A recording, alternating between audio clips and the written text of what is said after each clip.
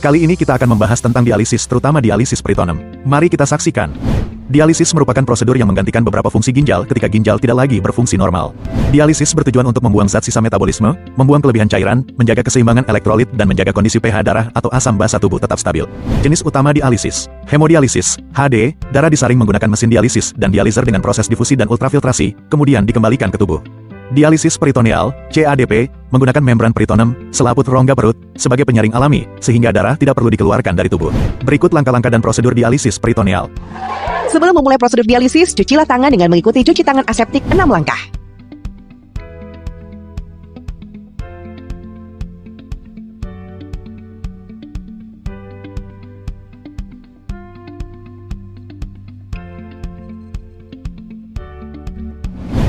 Setelah itu, keluarkan transfer set dari dalam pakaian dari kantong yang tersedia untuk siap digunakan. Untuk mempersiapkan kantong twin bag, pertama-tama buka kemasan luar kantong cairan. Lalu, letakkan kantong cairan CAPD di atas meja. Luruskan kedua tubing, dan pisahkan kantong cairan dan drain bag.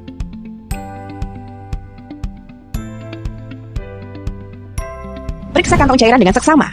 Ingatlah prinsip Scarlett. Strength, Anda harus memastikan konsentrasi dextrose yang akan digunakan adalah tepat sesuai dengan resep dokter. Clarity, periksa kejernihan cairan. Pastikan cairan tidak keruh. Amount, pastikan juga jumlah cairan sesuai resep dokter. Leaks, pastikan tidak ada cairan yang keluar dari kantong cairan atau dengan kata lain tidak ada kebocoran.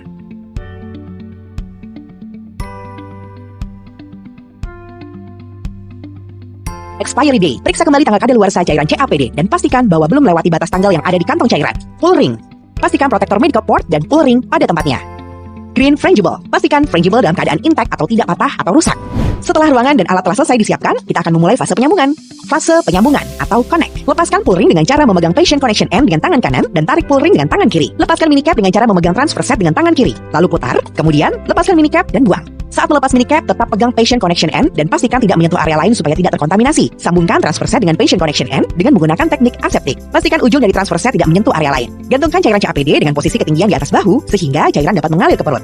Letakkan drain bag di nampan dengan posisi bagian kantong yang mengkilap menghadap ke atas. Fase pembuangan atau drain. Sekarang kita akan masuk ke fase pembuangan. Untuk memulai proses pembuangan, buka twist clamp pada transfer set dengan cara diputar, maka cairan buangan akan keluar dari perut. Fase pembuangan ini membutuhkan waktu 15-20 menit. Pada saat cairan buangan keluar, penting untuk memperhatikan kejernihan dan kelancaran aliran cairan buangan. Saat fase pembuangan selesai, kita dapat mengetahuinya dengan merasakan drain line sudah dalam keadaan tidak hangat atau dingin. Kemudian tutup twist clamp pada transfer set. Fase pembilasan atau flush. Patahkan frangible, biarkan cairan mengalir sambil menghitung sampai 5 detik. Kemudian jepit drain line dengan menggunakan wet clamp. Pastikan tidak ada gelembung udara di fill line. Fase ini bertujuan untuk membuang udara di fill line agar tidak masuk ke peritoneum. Fase pengisian atau fill. Buka twist clamp pada transfer set untuk mengalirkan cairan CAPD ke dalam peritoneum. Fase pengisian ini akan membutuhkan waktu sekitar 10 menit. Setelah fase pengisian selesai, tutup kembali twist clamp.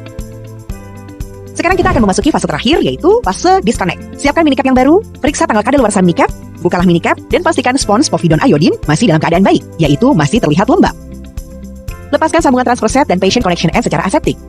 Ambil minicap dan sambungkan ke transfer set dengan teknik aseptik. Sekarang, prosedur dialisis CAPD Anda telah selesai.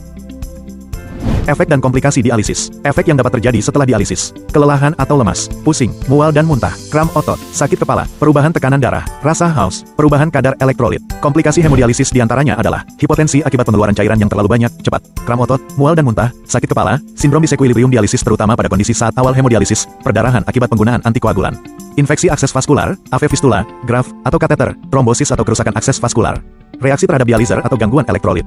Sementara komplikasi pada dialisis peritoneal yakni cairan dialisat keruh, nyeri atau rasa penuh pada abdomen, dan dapat disertai demam. Infeksi tempat keluar kateter, infeksi sepanjang terowongan kateter, hiperglikemia dan peningkatan berat badan akibat glukosa dalam cairan dialisat, hernia, dan kebocoran cairan dialisat.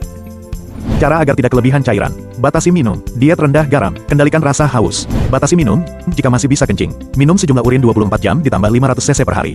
Dan jika sudah tidak kencing, minum 500 cc per hari. Dalam hal diet rendah garam, konsumsi cukup 1 sendok teh garam per hari dan batasi penyedap rasa, makanan asin dan berpengawet. Cara agar tidak kelebihan cairan berikutnya: kendalikan rasa haus dengan minum sedikit tetapi sering sesuai batas cairan yang ditentukan.